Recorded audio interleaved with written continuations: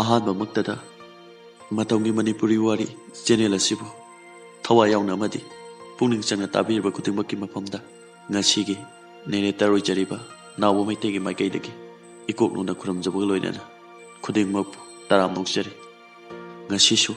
ꯑꯅꯧꯕ ꯋꯥꯔꯤꯒꯤ ꯃꯊꯦꯜ ꯑꯃ ꯑꯣꯏꯅ ꯄꯨꯗꯨꯅ ꯂꯥꯛꯆꯔꯤ꯫ ꯁꯟꯗꯦ ꯁ꯭ꯄꯦꯁꯤꯌꯦꯜ ꯁꯣꯔꯠ ꯁ꯭ꯇꯣꯔꯤ ꯏꯁꯣꯔꯤ ꯑꯀꯣꯏꯖꯝꯒꯤ ꯃꯌꯦꯛꯇ ꯃꯥꯡꯈ꯭ꯔꯕ ꯃꯅꯤ꯫ ꯋꯥꯔꯤ ꯑꯁꯤꯕꯨ ꯄꯥꯊꯣꯛꯆꯕ ꯃꯇꯝꯗ ꯁꯣꯏꯈꯤꯕ ꯂꯥꯟꯈꯤꯕ ꯌꯥꯎꯔꯕꯁꯨ ꯉꯥꯛꯄꯤꯒꯅꯤ ꯈꯟꯅ ꯑꯃꯨꯛ ꯀꯟꯅ ꯏꯀꯣꯛ ꯅꯣꯟꯖꯔꯤ꯫ ꯋꯥꯔꯤ ꯑꯁꯤ ꯍꯧꯕꯒꯤ ꯇꯟꯖꯥꯗꯨ ꯂꯧꯖꯔꯒꯦ꯫ ꯃꯥꯡꯈ꯭ꯔꯕ ꯃꯅꯤ꯫ ꯁꯛꯍꯦꯟ ꯃꯥꯡꯒꯣꯟꯗ ꯂꯥꯏꯔꯤꯛ ꯄꯥꯔꯤ꯫ ꯃꯥꯒꯤ ꯃꯃꯥ ꯊꯣꯏꯕꯤ ꯃꯆꯥꯅꯨꯄꯥꯒꯤ ꯃꯅꯥꯛꯇ ꯐꯝꯃꯒ ꯏꯟꯁꯥꯡ ꯁꯦꯝꯂꯤ꯫ ꯊꯣꯏꯕꯤꯅ, "ꯏꯕꯨꯡꯉꯣ, ꯍꯟꯗꯛꯇꯤ ꯑꯦꯛꯖꯥꯝ ꯊꯥꯗꯣꯏꯅꯤꯅ ꯂꯥꯏꯔꯤꯛꯇꯣ ꯀꯟꯅ ꯄꯥꯎꯀꯣ." ꯁꯛꯍꯦꯟꯅ, "ꯍꯣꯏ ꯏꯃꯥ, ꯑꯗꯣ ꯏꯃꯥ ꯑꯩꯒꯤ ꯍꯟꯗꯛꯀꯤ ꯁ꯭ꯀꯨꯜ ꯐꯤ ꯀꯔꯝ ꯀꯥꯟꯗ ꯊꯤꯗꯣꯏꯅꯣ? ꯐꯥꯔꯁ ꯇꯥꯔꯝ ꯑꯦꯛꯖꯥꯝꯁꯨ ꯀꯨꯏꯗ꯭ꯔꯦ." ꯊꯣꯏꯕꯤ ꯏꯟꯁꯥꯡ ꯁꯦꯝꯂꯝꯕꯗꯒꯤ ꯃꯆꯥꯒꯤ ꯋꯥꯍꯩꯗꯣ ꯇꯥꯕꯗ ꯇꯨꯃꯤꯟꯅ ꯂꯩ꯫ ꯁꯛꯍꯦꯟꯅ, "ꯏꯃꯥ, ꯀꯩꯗꯧꯔꯒꯦ?" ꯊꯣꯏꯕꯤꯅ, "ꯍꯥ? ꯏꯃꯥ ꯀꯩꯗꯧꯔꯒꯦ?" ꯊꯣꯏꯕꯤꯅ, "ꯏꯃꯥ ꯀꯩꯁꯨ ꯇꯧꯗꯦꯗ." ꯁꯛꯍꯦꯟꯅ, "ꯑꯩꯒꯤ ꯁ꯭ꯀꯨꯜ ꯐꯤꯗꯣ ꯊꯤꯁꯤ. ꯏꯃꯥꯅ ꯁꯣꯏꯗꯅ ꯅꯪꯒꯤ ꯁ꯭ꯀꯨꯜ ꯐꯤ ꯊꯤꯒꯅꯤ. ꯑꯗꯣ ꯂꯥꯏꯔꯤꯛꯇꯣ ꯄꯥꯊꯣꯛꯑꯣ. ꯏꯃꯥꯁꯨ ꯅꯪ ꯁ꯭ꯀꯨꯜ ꯆꯠꯄ ꯅꯪꯅꯕ ꯆꯥꯛ ꯊꯣꯡꯂꯨꯈꯤꯒꯦꯀꯣ." ꯁꯛꯍꯦꯟꯅ, "ꯍꯣꯏ ꯏꯃꯥ." ꯁꯛꯍꯦꯟ ꯏꯃꯨꯡꯒꯤ ꯂꯩꯇꯕꯗꯣ ꯈꯪꯉꯤ. ꯍꯥꯏꯕ ꯉꯝꯗꯦ ꯃꯃꯥꯒꯤ ꯃꯇꯧ ꯎꯔꯒ, ꯑꯗꯨꯕꯨ ꯍꯥꯏꯗ ꯌꯥꯗꯗꯅ ꯍꯥꯏꯔꯕꯅꯤ꯫ "ꯏꯃꯥ, ꯅꯣꯏꯁꯦ ꯑꯩꯒꯤꯗꯃꯛꯇ ꯌꯥꯝꯅ ꯋꯥꯔꯦꯀꯣ." ꯔꯥꯖꯦꯟꯁꯨ ꯑꯌꯨꯛ ꯉꯟꯇꯥꯗꯒꯤ ꯑꯣꯇꯣ ꯇ꯭ꯔꯤꯞ ꯆꯦꯜꯂꯨꯔꯒ ꯍꯜꯂꯛꯂꯤ꯫ ꯔꯥꯖꯦꯟ ꯃꯌꯨꯝꯗ ꯑꯣꯇꯣꯗꯣ ꯊꯧꯖꯤꯜꯂꯛꯂꯤ꯫ ꯒꯥꯔꯤꯗꯣ ꯁꯨꯃꯥꯡꯗ ꯊꯧꯖꯤꯜꯂꯤ, ꯑꯗꯨꯒ ꯃꯥꯡꯒꯣꯟꯗ ꯀꯥꯈꯠꯂꯛꯂꯤ꯫ ꯃꯣꯔꯥ ꯊꯥꯕꯗꯨꯗ ꯐꯝꯂꯤ꯫ ꯔꯥꯖꯦꯟ, "ꯁꯥꯈ꯭ꯔꯦ, ꯑꯣꯟꯊꯣꯛꯅꯁꯨ ꯁꯥꯈ꯭ꯔꯦꯗ." ꯔꯥꯖꯦꯟ ꯃꯆꯥꯅꯨꯄꯥꯗ ꯑꯣꯟꯁꯤꯜꯂꯛꯏ꯫ "ꯏꯕꯨꯡꯉꯣ." ꯁꯛꯍꯦꯟ ꯈꯪꯄ꯭ꯔꯦꯛ ꯈꯪꯏ꯫ ꯔꯥꯖꯦꯟꯅ, "ꯏꯆꯥꯕꯨ ꯀꯔꯤ ꯇꯧꯔꯒꯦ?" ꯁꯛꯍꯦꯟꯅ, "ꯕꯕꯥ, ꯀꯩꯁꯨ ꯇꯧꯗꯦ." ꯁꯛꯍꯦꯟ ꯃꯄꯥ ꯎꯍꯟꯗꯕꯤꯗ ꯃꯄꯤꯗꯨ ꯇꯩꯊꯣꯛꯏ꯫ ꯁꯛꯍꯦꯟꯅ ꯐꯅ ꯌꯥꯝꯅ ꯎꯍꯟꯗꯅꯕ ꯍꯣꯠꯅꯔꯕꯁꯨ ꯔꯥꯖꯦꯟ ꯑꯗꯨꯝ ꯈꯪꯏ꯫ ꯁꯛꯍꯦꯟꯅ ꯇꯞꯅ, "ꯕꯕꯥ." ꯔꯥꯖꯦꯟꯅ, "ꯍꯥꯎ." ꯁꯛꯍꯦꯟ ꯍꯥꯏꯕ ꯉꯝꯗꯦ ꯃꯄꯥꯒꯤ ꯃꯇꯧꯗꯨꯗ꯫ ꯔꯥꯖꯦꯟꯅ, ꯍꯥꯏꯌꯨꯅꯦ, ꯀꯔꯤ ꯋꯥꯠꯂꯒꯦ ꯏꯆꯥꯒꯤ?" ꯁꯛꯍꯦꯟꯅ, "ꯕꯕꯥ, ꯑꯦꯛꯖꯥꯝꯁꯨ ꯇꯧꯗꯣꯔꯦ, ꯑꯗꯨꯅ..." ꯔꯥꯖꯦꯟ, "ꯒ꯭ꯌꯥꯟ ꯇꯥꯔꯦ. ꯏꯄꯥꯅꯅꯦ ꯁꯣꯏꯗꯅ ꯇꯧꯒꯅꯤꯗ." ꯑꯁꯤ ꯍꯥꯏꯔꯒ ꯔꯥꯖꯦꯟ ꯃꯥꯒꯤ ꯄꯣꯀꯦꯠꯇꯒꯤ ꯄꯩꯁꯥ ꯂꯧꯊꯣꯛꯂꯛꯂꯤ꯫ ꯔꯥꯖꯦꯟꯅ, "ꯁꯦ. ꯁꯤꯅꯅꯦ ꯅꯪꯒꯤ ꯁ꯭ꯀꯨꯜ ꯐꯤ ꯊꯤꯔꯣ." ꯁꯛꯍꯦꯟꯅ, "ꯕꯕꯥ, ꯀꯥꯏꯗꯒꯤ ꯄꯩꯁꯥꯅꯣ ꯁꯤꯕꯣ?" ꯔꯥꯖꯦꯟꯅ, "ꯏꯄꯥꯅ ꯃꯔꯨꯞ ꯑꯃ ꯌꯥꯎꯋꯦ, ꯑꯗꯨꯗꯣ ꯐꯥꯎꯔꯦ. ꯁꯦ. ꯑꯔꯦꯝꯕꯁꯤꯅ ꯅꯃꯥꯗ ꯄꯤꯔꯝꯃꯣ." ꯁꯛꯍꯦꯟꯅ, "ꯍꯣꯏ ꯕꯕꯥ." ꯔꯥꯖꯦꯟꯅ, "ꯅꯪꯕꯨ ꯁ꯭ꯀꯨꯜ ꯆꯠꯇꯣꯏ ꯅꯠꯇ꯭ꯔꯣ?" ꯁꯛꯍꯦꯟꯅ, "ꯍꯣꯏ ꯕꯕꯥ, ꯑꯗꯣ ꯕꯕꯥ ꯐꯣꯟ ꯑꯝꯇ ꯄꯤꯌꯣ." ꯔꯥꯖꯦꯟꯅ, "ꯀꯔꯤꯒꯤꯅꯣ?" ꯁꯛꯍꯦꯟꯅ, "ꯁꯨꯝ ꯄꯤꯌꯣ, ꯃꯉꯥꯜꯗ ꯐꯣꯟ ꯑꯝꯇ ꯇꯧꯒꯦ." ꯔꯥꯖꯦꯟꯅ, "ꯁꯦ." ꯁꯛꯍꯦꯟꯅ, "ꯄꯩꯁꯥ ꯌꯥꯎꯔꯤ ꯕꯕꯥ?" ꯔꯥꯖꯦꯟꯅ, "ꯌꯥꯎꯔꯤꯕꯅꯤ." ꯁꯛꯍꯦꯟ ꯃꯥꯒꯤ ꯂꯥꯏꯔꯤꯛꯇꯣ ꯂꯣꯏꯁꯤꯜꯂꯒ ꯐꯣꯟꯗꯨꯗ ꯄꯥꯏꯔꯒ ꯃꯥꯒꯤ ꯀꯥꯗ ꯆꯪꯂꯛꯂꯤ꯫ ꯇꯦꯕꯜꯗ ꯊꯝꯃꯤ, ꯑꯗꯨꯒ ꯐꯃꯨꯡꯗ ꯐꯝꯃꯤ, ꯑꯗꯨꯒ ꯃꯉꯥꯜꯗ ꯐꯣꯟ ꯇꯧꯔꯤ꯫ ꯁꯛꯍꯦꯟꯅ, "ꯍꯦꯜꯂꯣ." ꯃꯉꯥꯜ, "ꯍꯦꯜꯂꯣ." ꯁꯛꯍꯦꯟꯅ, "ꯁ꯭ꯀꯨꯜ ꯆꯠꯇꯣꯏ ꯅꯠꯇ꯭ꯔꯣ?" ꯃꯉꯥꯜꯅ, ꯆꯠꯇꯣꯏꯅꯦ." ꯁꯛꯍꯦꯟꯅ, "ꯑꯗꯨꯗꯤ ꯆꯠꯃꯤꯟꯅꯁꯦ." ꯃꯉꯥꯜꯅ, "ꯍꯣꯏ, ꯉꯥꯏꯔꯝꯃꯣ." ꯁꯛꯍꯦꯟꯅ, "ꯍꯣꯏ, ꯑꯗꯨꯗꯤ ꯑꯩ ꯏꯔꯨꯖꯔꯨꯈꯤꯒꯦ." ꯃꯉꯥꯜꯅ, "ꯍꯣꯏ, ꯑꯩꯁꯨꯅꯦ." ꯃꯈꯣꯏ ꯑꯅꯤꯃꯛ ꯅꯣꯛꯃꯤꯟꯅꯩ꯫ ꯁꯛꯍꯦꯟ, "ꯑꯗꯨꯗꯤ ꯑꯩ ꯊꯝꯂꯒꯦꯀꯣ, ꯏꯔꯨꯖꯔꯨꯈꯤꯒꯦ." ꯑꯁꯨꯝꯅ ꯐꯣꯟ ꯊꯝꯅꯈ꯭ꯔꯦ꯫ ꯁꯛꯍꯦꯟ ꯃꯐꯤꯗꯣ ꯍꯣꯡꯗꯣꯛꯂꯒ ꯕꯥꯇꯤꯟ, ꯐꯗꯤ, ꯁꯥꯄꯣꯟ ꯄꯨꯔꯒ ꯄꯨꯈ꯭ꯔꯤꯗ ꯏꯔꯨꯖꯕ ꯆꯠꯈ꯭ꯔꯦ꯫ ꯁꯛꯍꯦꯟ ꯏꯁꯩ ꯁꯛꯅ ꯏꯔꯨꯖꯔꯤ, ꯑꯗꯨꯕꯨ ꯈꯪꯍꯧꯗꯅ ꯃꯥꯒꯤ ꯊꯃꯣꯏꯗ ꯂꯣꯠꯅ ꯅꯨꯡꯁꯤꯖꯕꯤ ꯃꯍꯥꯛꯄꯨ ꯅꯤꯡꯁꯤꯡꯂꯛꯈꯤ꯫ ꯁꯛꯍꯦꯟꯅ ꯇꯞꯅ, "ꯅꯪꯕꯨ ꯑꯩꯒꯤ ꯀꯅꯥꯅꯣ? ꯅꯪꯕꯨ ꯎꯔꯨꯕꯗ ꯑꯩꯒꯤ ꯊꯃꯣꯏꯁꯦ ꯉꯁꯤꯗꯤ ꯀꯔꯤꯅꯣ ꯍꯥꯏꯐꯝ ꯇꯧꯐꯝ ꯑꯝꯇ ꯈꯪꯗ꯭ꯔꯦ. ꯅꯪꯒꯤ ꯁꯛꯐꯝ ꯎꯍꯧꯗꯕꯗ ꯇꯨꯝꯐꯝ ꯆꯥꯐꯝ ꯈꯪꯗ꯭ꯔꯦ. ꯃꯁꯤꯕꯨ ꯅꯨꯡꯁꯤꯕ ꯍꯥꯏꯕꯗꯨꯔꯥ?" ꯑꯁꯨꯝꯅ ꯈꯟꯅ ꯅꯣꯛꯐꯦꯠ ꯇꯧꯔꯒ ꯏꯔꯨꯖꯕ ꯂꯣꯏꯔꯒ ꯁ꯭ꯀꯨꯜ ꯆꯠꯅꯕ ꯐꯤꯖꯣꯜ ꯂꯣꯏꯁꯤꯟꯈ꯭ꯔꯦ꯫ ꯑꯗꯨꯒ ꯃꯃꯥꯅ ꯊꯣꯡꯉꯝꯕ ꯏꯟꯁꯥꯡꯗꯣ ꯆꯥꯗꯨꯅ ꯁ꯭ꯀꯨꯜ ꯆꯠꯈ꯭ꯔꯦ꯫ स्कूल की लंबी ने सखेन हंकट हंदा चल मंगाल सु सखेन लंबी दे लेरंबदुदा मंगाल लागोने चलसे सखेन ngai khoyamta mangal kari tawrage sakhen mi amta ngai khiche mangal kana mi sakhen as urga khangni che mangal os nupiro sakhen o homo ne homo mangal as na bai bo nang shiri ayuina tanslage he hainari ngai duda okto dagi ningthirabi nu jam hak su kumtharagle sakhen di mit kup tabida yengduna leikre mangal di tarang amada lei mangal su ure mangal bahai ada nupi oi ada nupi am lei mangal sakhen da haifet yengre sakhen chap lepaka mit kup tabida yengduna leiram mangal us sakta siga nupi sina marol am phasariba nupi do sakhen da haifet yengnam laga thainaraga chatkre sakhen su nupi dugi maningda prap inaki mangal su sakhen gi matung inaragi ngayak leiraga nupi do school da sangkre school punda banina school gi gate tagi adum halagle makoi su school satkre asumna makoi hek yawbaga school bell su taragle class mathang tawri asumna break ki matamne mangal nupi do maming kai kogiba sakhen as khangdeda mangal nangi se mami da ngawri ro sakhen us mami nate he mangal maming su khangdaba leifam su khangdaba as loe he bondhu maming su khangdradi leifam su khangdradi mami da ngaw ko we asumna break ke matam su loe asumna class mathang tawduna school suti thare sakhen ga mangal ga di nupi do school halapa ngai mangal bondhu salasida aibu sak lamda yadreda sakhen os ngai khoyamta ngai hak leiraga nupi du su school halakle sakhen nupi du ubada mai thongda nokpe tawje adubu sangsin duna ming hangjabadi ngamjade lambi da lepaka lehawi nupi du su auto da dum sakre mangal wareda last da hello eramdana ko narai ga tingtholaga si leiramni chasilause mangal na namduna sakhen ga school halak minare numit to sakhen lairik manakta leirabasu lairik ta puning sangu haiba yatre sakhen onthongna su phajar khreda nangi minoktuna aibu pungong halle asumna matam khara hokre rajen ibungo sakhen aha kare hage ba rajen se mangal do phone torambani ipa su thabak chalage lairik to fajana paw ko sakhen hoi ado baba se ima gi phone do in tawrage rajen fare adudi ipa chalage ko namasu langlo ba sakhibane asumna rajen su thabak chatkre ngai hak leiraga thoibi dukan dagi halagle thoibi waba khangde ibung da thuna sangduna firol do hongtoktuna purak iba langsing do nangchak chak sakhen su mamagi makhol tabda tholagle sakhen ima langchak toy sak pirage se thoibina hoi adu nangbu lairik ka patra bro sakhen ima paaba loire adu mangal da phone amta tawge phone amta piyo thoibina hoi se sakhen su mamagi mateng ngai hak pangbiraga phone do puraga magi ka da sangi sakhen phone tawi adubu phone su pai parakte sakhen sina kai dawi no khangde phone su parakte tawrise phone ne na mi do na atang badina tabanina isai tage su yadre ne tawrise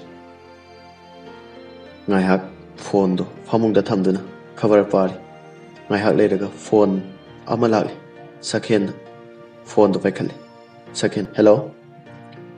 nungshiraba tanik laba khonjel amana hello tabra vai sakhen kana sibu kananu riyagi natabro number sibo sakhen riyabu kananu kana wairabana somna sakhen si number se kaida tobibanu aidi thawal da tobani sakhen oho ꯑꯗꯨꯗꯤ ꯔꯣꯡ number ꯑꯣꯏꯔꯝꯂꯅꯤ ꯊꯝꯂꯒꯦ ꯁꯥꯈꯦꯟ phone ꯀꯛꯏ ꯁꯥꯈꯦꯟ ꯋꯥꯎ ꯈꯣꯟꯖꯦꯜꯗꯣ ꯑꯁ ꯋꯥꯎ ꯇꯥꯏꯍꯦ ꯃꯁꯛꯇꯤ ꯀꯝꯗꯧꯖꯥꯠꯅꯣ ꯑꯁꯨꯝꯅ ꯃꯉꯥꯜꯁꯨ phone ꯇꯧꯔꯛꯇ꯭ꯔꯦ ꯁꯥꯈꯦꯟ ꯊꯣꯡꯅꯥꯎ ꯃꯌꯥꯗ ꯂꯥꯏꯔꯤꯛ ꯄꯥꯔꯤ ꯃꯥꯂꯪ ꯂꯤꯔꯤ ꯂꯤꯔꯤ ꯁꯤꯠꯂꯤ ꯊꯥꯕꯜꯁꯨ ꯌꯥꯝꯅ ꯐꯔꯤ ꯁꯥꯈꯦꯟ ꯄꯨꯛꯅꯤꯡ ꯆꯪꯅ ꯂꯥꯏꯔꯤꯛ ꯄꯥꯔꯤ ꯉꯥꯏꯍꯥꯛ ꯂꯩꯔꯒ ꯐꯣꯟ ꯑꯃꯨꯛ ꯂꯥꯛꯏ ꯐꯣꯟꯗꯣ ꯌꯦꯡꯉꯨꯗꯅ ꯁꯥꯈꯦꯟ ꯍꯦꯜꯂꯣ ꯍꯦꯜꯂꯣ ꯁꯥꯈꯦꯟ ꯕꯟꯙꯨ ꯌꯥꯔꯦ ꯈꯥꯏꯔꯅꯨ ꯅꯨꯄꯤ ꯃꯈꯣꯜꯒ ꯁꯥꯔꯗꯅ ꯑꯦ ꯀꯅꯥꯗ ꯇꯧꯕꯤꯕꯅꯣ ꯁꯥꯈꯦꯟ ꯅꯨꯄꯤꯒꯤ ꯈꯣꯟꯖꯦꯜ ꯇꯥꯔꯛꯄꯗ ꯐꯣꯟꯗꯨꯗ ꯌꯦꯡꯉꯤ ꯑꯗꯨꯒ ꯁꯤꯗꯤ ꯉꯁꯥꯏꯒꯤ ꯅꯝꯕꯔꯗꯨꯅꯤꯅꯦ ꯁꯥꯈꯦꯟ ꯍꯦꯜꯂꯣ ꯍꯦꯜꯂꯣ ꯉꯁꯥꯏ ꯁꯣꯝꯗ ꯔꯣꯡ ꯅꯝꯕꯔ ꯇꯥꯗꯅ ꯁꯣꯏꯈ꯭ꯔꯦ ꯑꯩ ꯉꯁꯥꯏ ꯏꯃꯥꯟꯅꯕꯤ ꯑꯃꯗ ꯀꯣꯜ ꯇꯧꯖꯕꯅꯦ ꯑꯗꯣ ꯁꯣꯝꯗ ꯇꯥꯁꯤꯟꯈ꯭ꯔꯦ ꯁꯥꯎꯕꯤꯅꯨꯀꯣ ꯁꯥꯈꯦꯟ ꯁꯥꯎꯗꯦꯗ ꯑꯗꯣ ꯁꯣꯝꯒꯤ ꯈꯣꯟꯖꯦꯜꯁꯦ ꯌꯥꯝꯅ ꯐꯖꯩꯌꯦ ꯁꯥꯈꯦꯟ ꯊꯤꯕꯅꯤꯗ ꯊꯤꯗꯦꯗ ꯌꯥꯝ ꯐꯖꯩꯌꯦ ꯑꯗꯣ ꯁꯨꯝ ꯈꯪꯅꯁꯦ ꯋꯥꯔꯤ ꯁꯥꯟꯅꯕ ꯌꯥꯝ ꯅꯨꯡꯉꯥꯏ ꯇꯤꯟꯅꯕꯁꯨ ꯅꯨꯡꯉꯥꯏꯔꯝꯒꯅꯤ ꯈꯜꯂꯦ ꯃꯤꯡ ꯀꯩ ꯀꯧꯒꯦ ꯁꯥꯈꯦꯟ ꯑꯩꯗꯤ ꯁꯥꯈꯦꯟ ꯀꯧꯋꯦ ꯅꯪꯒꯤꯗꯤ ꯑꯩꯒꯤꯅ ꯂꯣꯏꯖꯤꯡ ꯀꯧꯋꯦ ꯁꯥꯈꯦꯟ ꯀꯗꯥꯏꯗꯒꯤꯅꯣ ꯂꯣꯏꯖꯤꯡꯅ ꯑꯩꯗꯤ ꯀꯥꯟꯆꯤꯄꯨꯔꯗꯒꯤꯅꯦ ꯑꯗꯣ ꯅꯪꯗꯤ ꯁꯥꯈꯦꯟ ꯑꯩꯗꯤ ꯈꯨꯔꯥꯏꯗꯒꯤꯅꯦ ꯂꯣꯏꯖꯤꯡꯅ ꯑꯣꯍꯣ ꯇꯟꯖꯥꯗꯨꯗ ꯊꯣꯏꯕꯤꯁꯨ ꯀꯧꯔꯛꯂꯦ ꯆꯥꯛ ꯆꯥꯅꯕ ꯁꯥꯈꯦꯟ ꯑꯗꯣ ꯊꯝꯃꯒꯦ ꯆꯥꯛ ꯆꯥꯔꯨꯈꯤꯒꯦ ꯂꯣꯏꯖꯤꯡꯅ ꯍꯣꯏ ꯑꯗꯣ ꯁꯣꯝꯒꯤ ꯅꯝꯕꯔꯗꯣ ꯁꯤꯕꯣ ꯁꯥꯈꯦꯟ ꯅꯠꯇꯦꯗ ꯏꯃꯥꯒꯤꯅꯦ ꯑꯗꯨꯗꯤ ꯊꯝꯃꯒꯦꯀꯣ ꯂꯣꯏꯖꯤꯡꯅ ꯍꯣꯏ ꯑꯁꯨꯝꯅ ꯐꯣꯟꯗꯣ ꯊꯝꯈ꯭ꯔꯦ ꯆꯥꯛ ꯏꯁꯤꯡ ꯆꯥꯔꯒ ꯑꯃꯨꯛ ꯂꯥꯏꯔꯤꯛ ꯄꯥꯔꯤ ꯂꯣꯏꯖꯤꯡꯒ ꯁꯥꯈꯦꯟꯒ ꯐꯣꯟꯗ ꯑꯗꯨꯝ ꯁꯛꯈꯪꯅꯔꯦ ꯑꯃꯅ ꯑꯃꯕꯨ ꯌꯥꯝꯅ ꯀꯤꯌꯥꯔ ꯂꯧꯅꯩ ꯁꯥꯈꯦꯟ ꯁꯛꯈꯪꯗꯕꯤ ꯃꯍꯥꯛꯇꯣ ꯀꯥꯎꯈ꯭ꯔꯦ ꯂꯣꯏꯖꯤꯡꯒ ꯍꯦꯟꯅ ꯅꯨꯡꯁꯤꯅꯈ꯭ꯔꯦ ꯁꯥꯈꯦꯟꯅꯗꯤ ꯂꯣꯏꯖꯤꯡꯗ ꯐꯣꯟ ꯇꯧꯔꯨꯗꯦ ꯂꯣꯏꯖꯤꯡꯅ ꯑꯗꯨꯝ ꯇꯧꯔꯛꯏ ꯂꯣꯏꯖꯤꯡꯅ ꯑꯗꯣ ꯁꯥꯈꯦꯟ ꯈꯪꯅꯕꯁꯨ ꯀꯨꯏꯔꯦ ꯑꯗꯣ ꯏꯕꯥꯅꯤ ꯅꯣꯡꯃꯇ ꯈꯪꯅꯁꯦ ꯌꯥꯔꯣꯏꯗ꯭ꯔꯥ ꯁꯥꯈꯦꯟ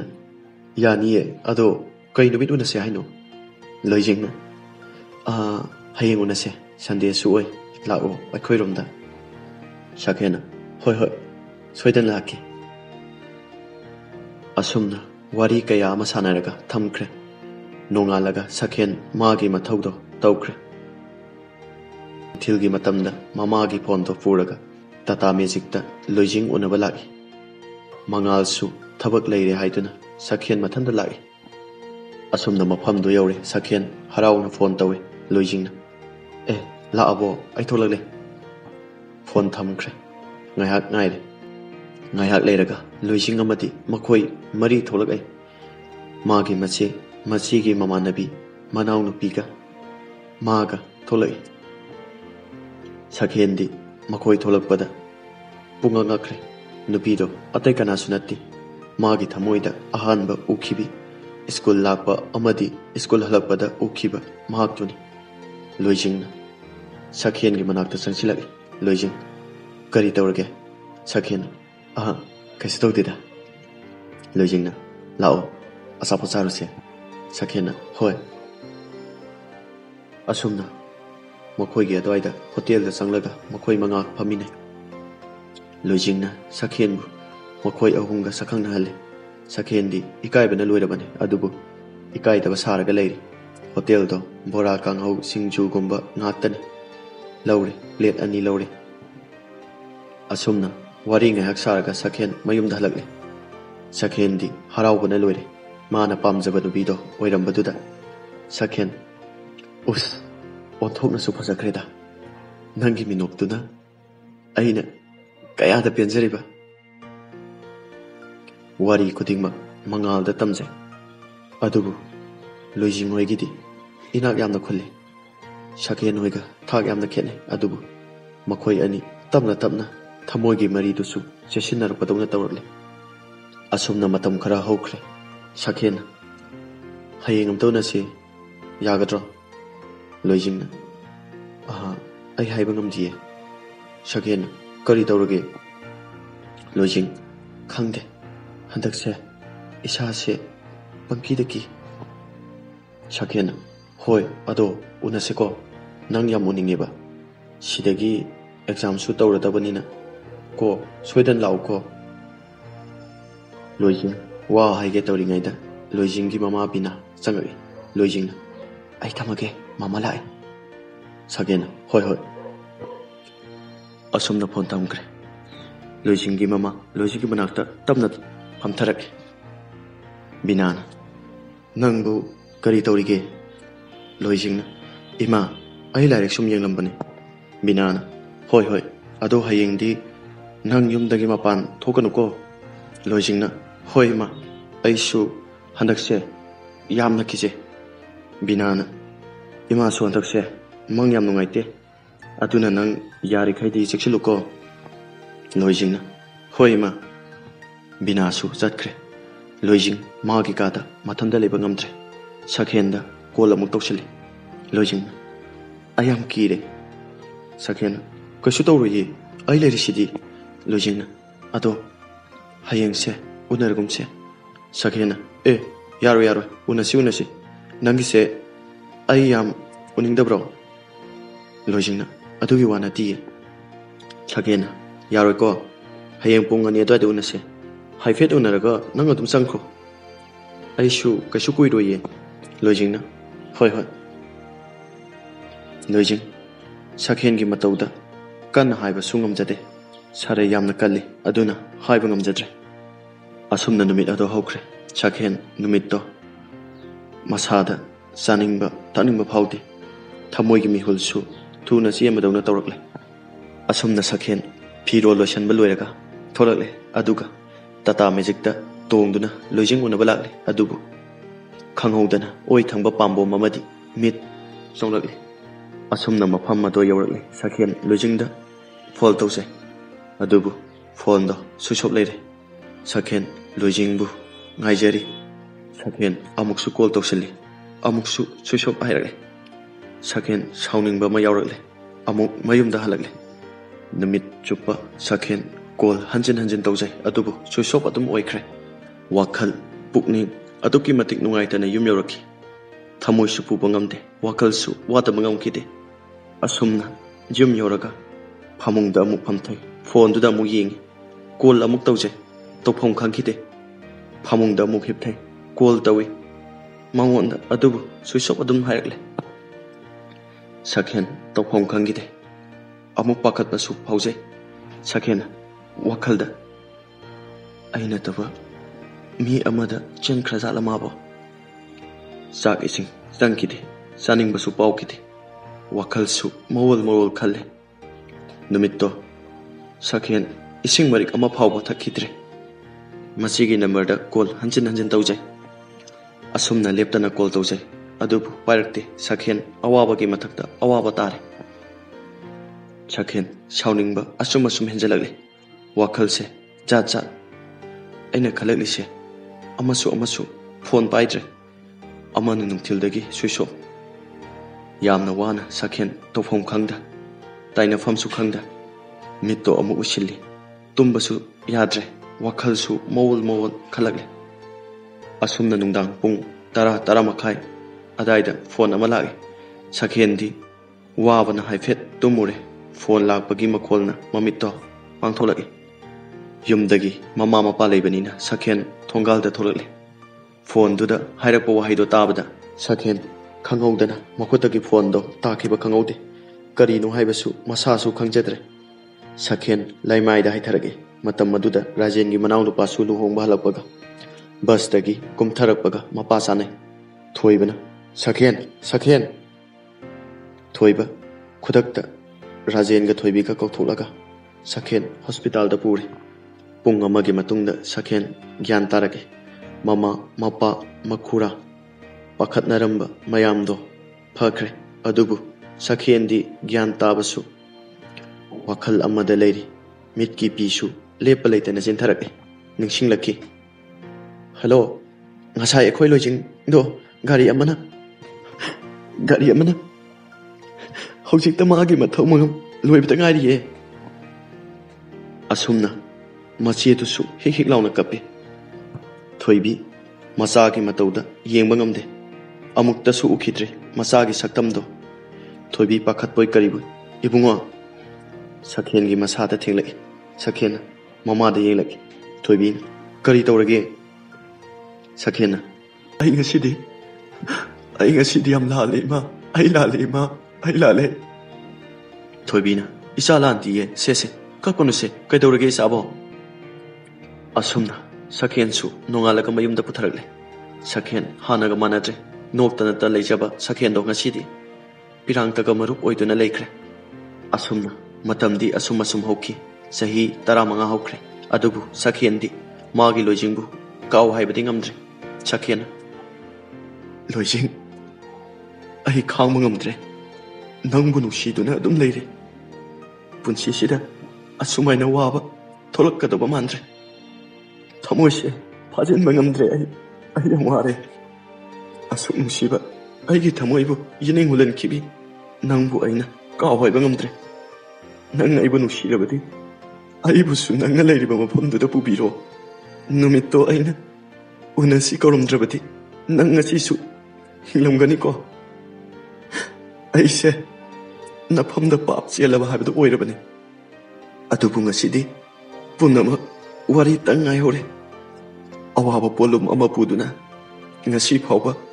nangbuta nungsiduna hingliye